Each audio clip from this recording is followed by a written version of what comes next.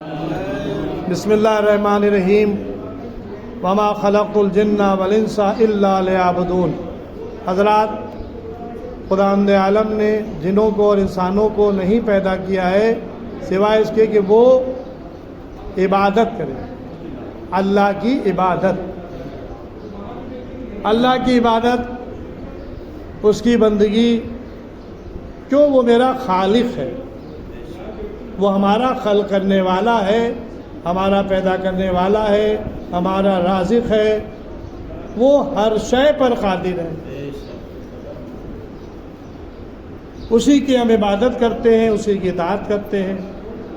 جو اس نے حکم دیا اس پر عمل بجا لانا یہ ہمارا فریضہ ہے۔ اب یہ ماہ رمضان مبارک 12 مہینوں میں بہترین مہینہ ہے، اور اس مہینے کو اللہ کی طرف نسبت ہے، شہر اللہ، اللہ کا مہینہ۔ اس نے اپنے بندوں کو ایک عظیم نعمت سپرد کی، وہ کیا ہے؟ روزہ۔ لعلکم تتقون، تاکہ تم متقین بن جاؤ۔ آپ کو معلوم ہے کہ تقوی وہ عمل ہے، وہ فعل ہے جس پر قرآن نے تمام اعمال کی قبولیت کا انحصار قرار دیا، جس کو انما یتقبل اللہ من المتقین، اللہ بس انہی کے اعمال کو قبول کرتا ہے اور قبول کرے گا جو متقین میں سے ہیں۔ اور قرآن کا فائدہ کیا ہے؟ یا ایھا الذین آمنوا کتب علیکم الصیام کما کتب علی الذین من قبلکم لعلکم تتقون۔ یہ روزے تم پر جو فرض کیے گئے ہیں جیسا کہ تم سے پہلے والوں پر فرض تھے، لعلکم تتقون، تاکہ تم متقین بن جاؤ، یعنی تم ایمان کے درجے پر فائز ہو، مومن ہو۔ اس لیے خطاب ہی مومن سے ہے، یا ایھا المسلمون نہیں کہا گیا، یا ایھا الذین آمنوا کہا گیا، اس لیے کہ مسلمانوں میں دو گروہ ہیں، ایک مومن ہے اور ایک منافق ہے۔ سورہ منافقون قرآن میں موجود ہے۔ یہ منافقین گروہ یہ کہیں کا الگ کا گروہ نہیں ہے، مشرک وہ الگ ہے، کافر وہ الگ ہے۔ اب مسلمانوں کے اندر دو گروہ ہیں، ایک مومن، دوسرے منافق۔ تو اگر قرآن یہ کہہ دے کہ یا ایھا المسلمون، تو اب اس کے اندر منافق بھی آ جائیں گے اور مومن بھی آ جائیں گے۔ تو اللہ نے روزہ جیسی عظیم عبادت میں خطاب منافق کو نہیں کیا، یا عام مسلمانوں کو نہیں کیا۔ آیت آپ کے سامنے ہے، یا ایھا الذین آمنوا، اے وہ لوگوں جو ایمان لا چکے ہو۔ تو اب مومن سے خطاب ہے، تو اب پہلے ہم مومن بنے، پھر لعلکم تتقون، روزے کے ذریعے سے ہم میں تقوی پیدا ہو۔ جب ہم یہ اب ایمان سے بڑا عہدہ ہے، تقوی متقین کا جو عہدہ ہے یہ ایمان سے بڑا ہے۔ لعلکم تتقون، تاکہ تم متقین بن جاؤ۔ اور جب ہم متقین بن جائیں گے تو اللہ کہہ رہا ہے کہ انما یتقبل اللہ من المتقین، اللہ بس انہی کے اعمال کو قبول کرتا ہے جو متقین میں سے ہیں۔ صلوات محمد وعلی عزیزو، چند دن اور ماہ سیام کے رہ گئے ہیں۔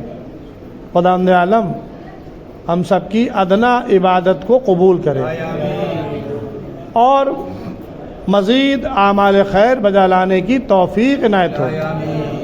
روزے کے بعد ایک اور عمل ہے جس کو زکوٰۃ فطرہ کہا جاتا ہے۔ یہ بڑا اہم عمل ہے۔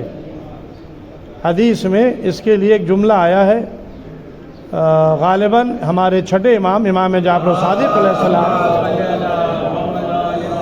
کیونکہ میں نے حدیث پڑھی ہے، کیونکہ اکثر احادیث جو ہے وہ چھٹے اور پانچویں امام سے زیادہ مروی ہیں، تو اب کوئی سا بھی معصوم ہو سکتا ہے، لیکن ہے، میں غلط بات منسوب نہیں کر رہا ہوں، یہ حدیث ہے۔ کیا حدیث ہے؟ کہ جس طرح سے ہم اہل بیت کی محبت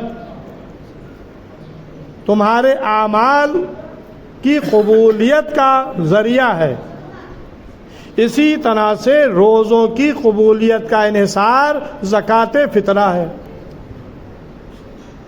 یعنی امام نے مثال بھی دے دی، آپ نماز پڑھ رہے ہیں، زکوٰۃ دے رہے ہیں، روزہ رکھ رہے ہیں، حج کر رہے ہیں، لیکن یہ سب اعمال جو ہیں وہ بے روح ہے اس وقت تک جب تک کہ محبت اہل بیت نہ ہو۔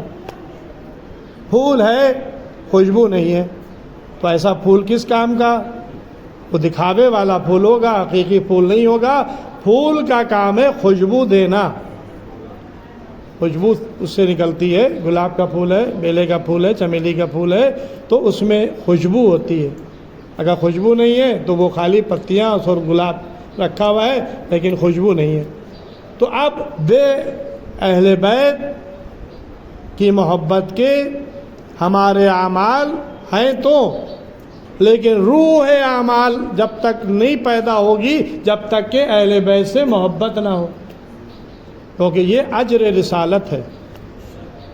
تو اب امام فرما رہے ہیں کہ جیسے تمہارے اعمال بغیر ہماری محبت کے قبول نہیں ہیں، اسی طرح سے روزہ بھی اس وقت تک کہ قبول نہیں ہوگا جب تک کہ تم زکوٰۃ فطرہ نہ نکالو۔ یہ اہمیت ہے زکوٰۃ فطرہ کی۔ یوں زکوٰۃ 9 چیزوں پر واجب ہے۔ زکوٰۃ 2 طرح کی ہے، ایک مالی زکوٰۃ ہے اور ایک بدنی زکوٰۃ ہے۔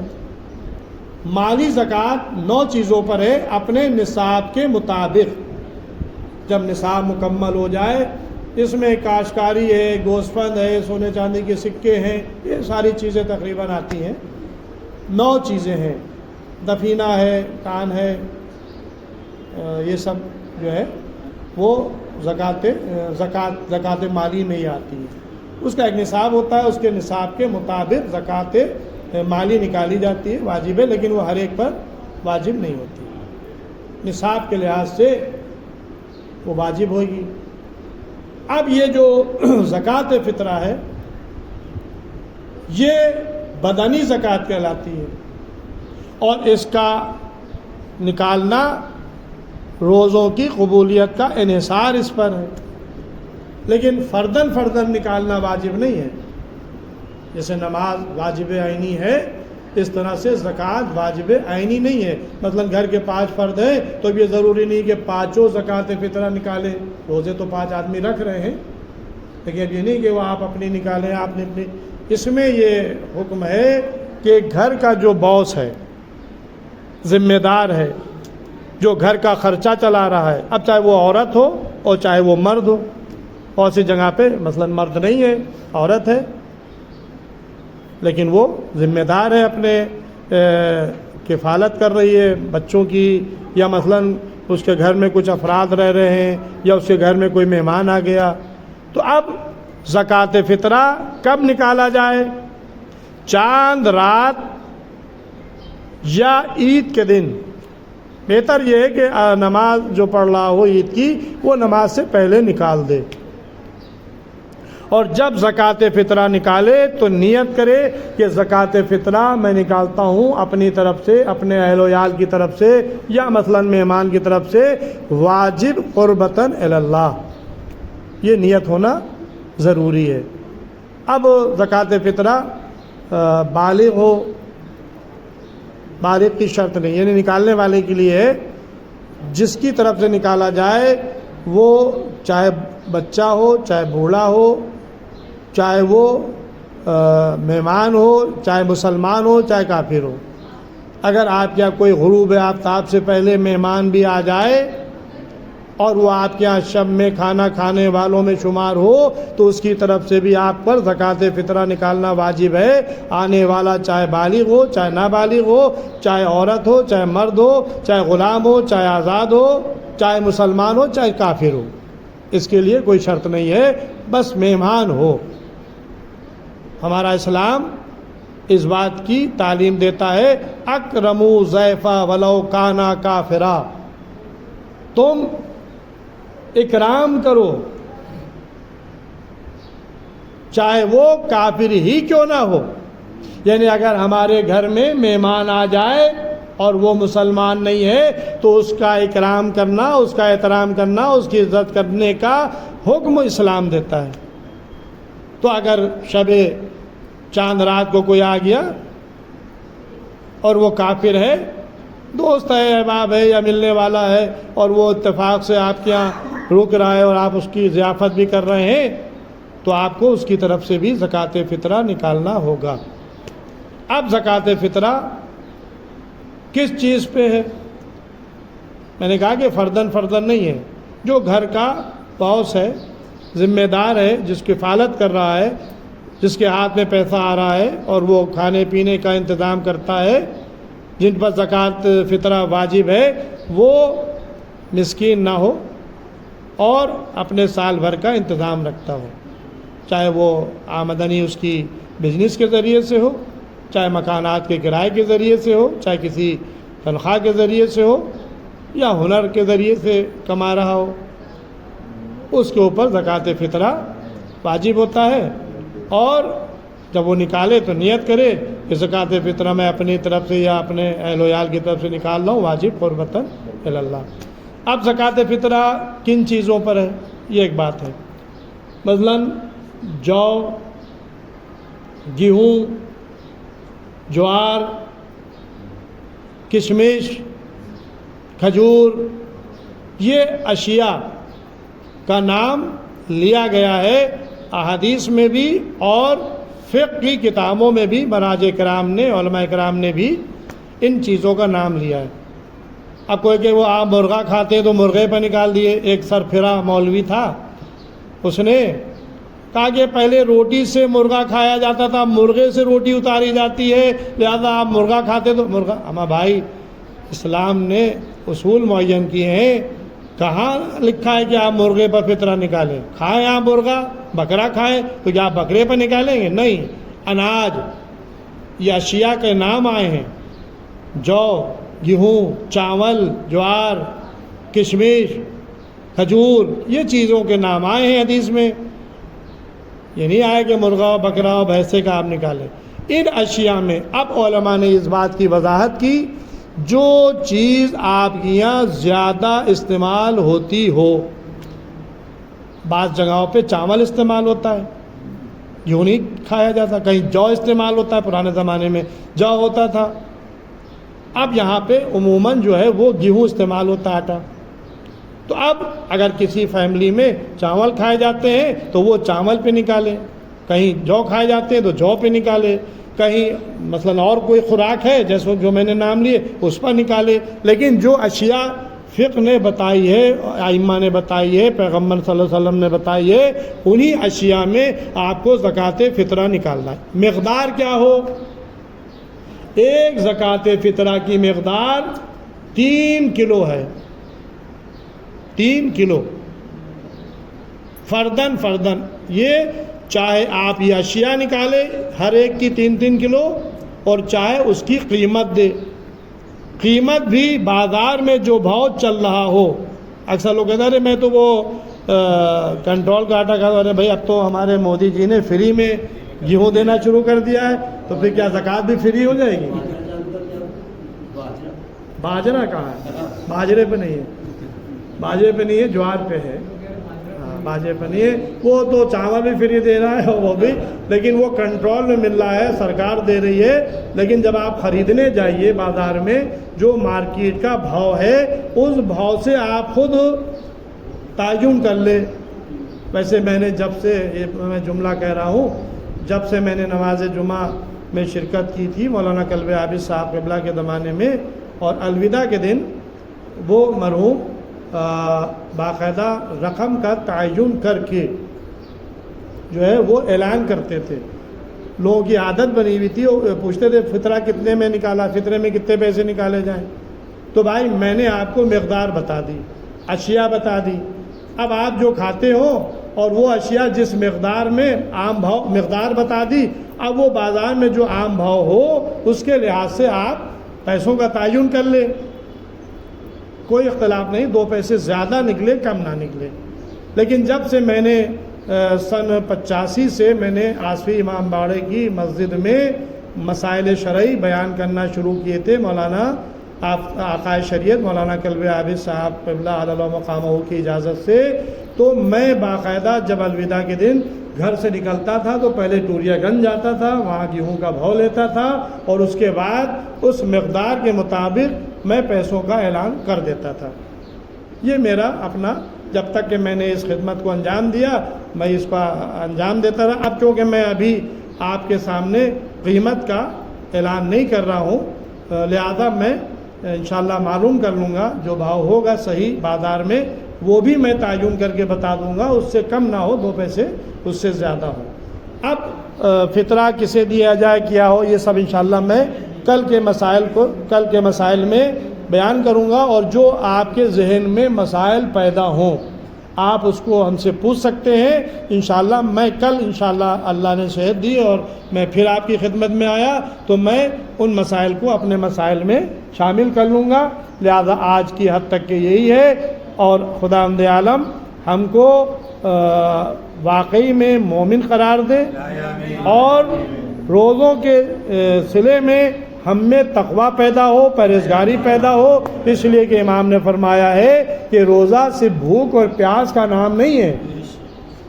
آپ نے کھانا چھوڑ دیا, پینا چھوڑ دیا, مثلا میں روزے سے نہیں ہوں, بیمار ہوں, اب میں تو روزہ رکھوں گا, تو یہ بھی نافرمانی ہے. جس اللہ نے روزہ رکھنے کا حکم دیا ہے اسی اللہ نے روزہ نہیں رکھنے کا بھی حکم دیا ہے. اسی آیت میں اگر تم مریض ہو یا مسافر ہو تو تم اس کا شمار کرتے رہو, یا بامشقت, یہ 3 کیٹیگریز بتائی گئی ہیں, اس کی تفصیلات ہیں. بامشقت بہت زیادہ کوئی اب اس کی تفصیلات ہیں, میں موقع نہیں ہے کہ ان تفصیلات میں جاؤں, لیکن بامشقت آیا ہے. روزہ رکھ سکتے ہو, نہیں رکھ سکتے ہو, نہیں رکھ سکتے ہو تو اس کے میں کیا کرنا چاہیے, یہ ساری چیزیں تفصیلات مسائل میں موجود ہے. تو اب اگر کوئی سخت بیماری کے بعد روزہ رکھ لے, اب یہاں پر بیماری کا تعین ڈاکٹر کے ذریعے سے نہیں ہوگا. مثال کے طور پر فقہی مسئلہ ہے یہ, سارے مراجع کا تقریباً جب میں نے مطالعہ کیا تھا تو میں نے کمپیریزن بھی کیا, خوئی صاحب, سستانی صاحب, دیگر فقہ کو دیکھا میں نے, تو اس میں یہ ہے کہ ڈاکٹر آپ سے کہے کہ روزہ رکھو, یا مثلا وہ آپ کی بیماری کو دیکھ کے کہے روزہ نہ رکھو, تو شریعت کہتی ہے کہ نہیں, ڈاکٹر اگر کہے روزہ رکھو لیکن آپ کا نفس اس بات کی اجازت نہیں دے رہا ہے کہ میں برداشت نہیں کر سکتا, تو ڈاکٹر کے حکم سے آپ روزہ نہیں, یہ اس کے کہنے سے نہیں رکھیں گے, آپ روزہ چھوڑ سکتے ہیں, آپ بیماری کے مریض کے زمرے میں شامل ہوں گے. اب وہ کہے روزہ نہ رکھو, لیکن میں اپنے نفس میں یہ محسوس کر رہا ہوں کہ نہیں میں روزہ رکھوں گا, الحمدللہ ہمیں کچھ نہیں ہوگا, ہم اندر سے قوت محسوس کر رہے ہیں, تو ہم روزہ رکھیں, ڈاکٹر کے منع کرنے سے روزہ ترک نہ کریں. یعنی شریعت نے خود اپنے نفس کو حاکم بنایا ہے, نہ کہ ڈاکٹر کو. اب ہم سمجھ سکتے ہیں ہماری کیفیت کیا ہے کہ ہم روزہ رکھنے کے قابل ہیں یا نہیں ہیں. جب روزہ رکھنے کے قابل ہو جائیں گنتی کرتے رہیں, شمار کرتے رہیں, ہر اس روزے کے بعد میں قضا کریں. ماہ صیام گزر گیا ہے, آپ کسی اور دنوں میں جتنے روزے آپ کے قضا ہوئے بیماری کی حالت میں یا مسافر سفر کی حالت میں, ان روزوں کی قضا کرنا یہ واجب ہے. ایک بات.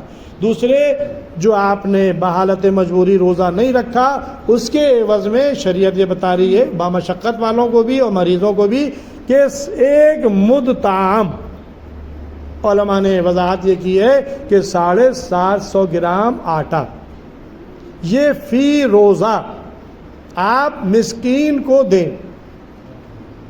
پیسے نہیں ہیں, فطرے میں تو اجازت ہے کہ آپ چاہے پیسہ دیں چاہے جنس دیں، لیکن یہ روزے کے عوض میں جو آپ مسکین کو دیں گے کفارہ گویا، وہ آپ کو آٹا ہی دینا ہے، آٹے کی رقم نہیں دینا ہے۔ اس بات کا خیال رکھیں، اگر کسی میں ایسا ہے مسئلہ تو وہ پیسہ نہ دیں، آٹا آپ خریدیں 750 گرام فی روزہ۔ اب آپ چاہے وہ 10 دن کا ایک آدمی کو دے دیں، 10 دن کا ایک آدمی کو دے دیں، 10 دن کا ایک آدمی کو دے دیں، کوئی حرج نہیں ہے، آپ دے سکتے ہیں۔ ہاں آپ نہیں، روز کا روز نہیں ہے اکٹھا، ہاں یہ پہلے سے نہیں دینا ہے۔ جیسے ابھی ہمارا کل و پرسوں ہے، ہم کہنے ہم کل پرسوں کا بھی نکالے دے رہے ہیں، تو ہو سکتا ہے اللہ ہم کو ایسا صحت مند بنا دے کہ ہم کل روزہ رکھ سکتے ہیں، پرسوں روزہ رکھ سکتے ہیں، تو ایڈوانس نہیں نکالنا ہے۔ جو روزہ ہمارا چھوٹ جائے بیماری میں، ان روزوں کی آپ کو کفارہ جو ہے آپ کو ادا نہیں اسی میں بھائی۔ اب میں نے جو ہے پہلی سے لے کے 10 تک کے ایک کو دے دیا، پھر میں نے 11 سے لے کر کے 20 تک کے دوسرے کو دے دیا، اب 21 سے لے کے 30 یا 29 جتنے دن ہوگا وہ ایک تیسرے کو دے دیں گے۔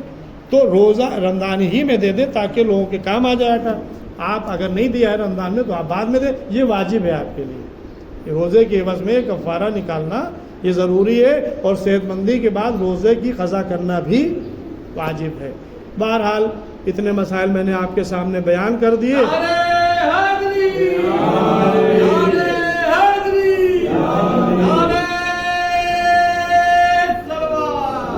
اب معال تقریر وہ آپ اور لے لیں، گٹھا میں باندھ لیں، دلوں کے اندر بیٹھا لیں۔